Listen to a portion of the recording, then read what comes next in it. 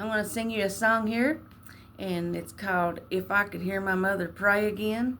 And that song reminds me when I was just a little bitty thing.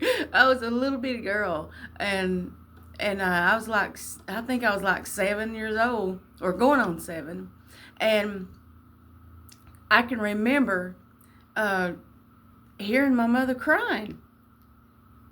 And I went in there in the bedroom, and she was on her knees praying. And I didn't understand prayer back then, but I heard the saddest cry ever was, and tears was just running right out of her eyes and going right down her face, and it hurt me more than anything just to see my mother crying like that. And the words that she said, it just went right through my bones. It went right through me. And she said, "Dear Lord," she said, "Dear Lord, please save my children." And you know, today, every one of her children are saved. He promised in his word. He promised if you live for him, all your children will be saved. And that's what I'm doing. I'm living for the Lord, and I want all my children saved. I don't care if I'm gone out of this world and don't get to hear or see my children get saved. That's what I want to do. I'm going to live for the Lord, and all my children will be saved. He said he'd promise that all your children will be saved if you live for the Lord. And this song just reminds me of my mother, and it just reminds me of her. I love it. I love this song.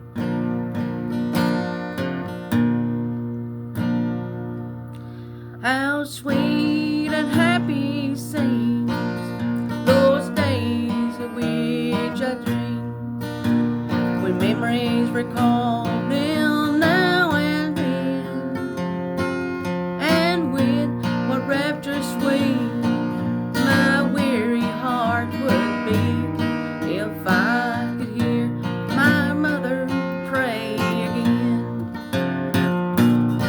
If I could hear my mother pray again, if I could hear her tender voice so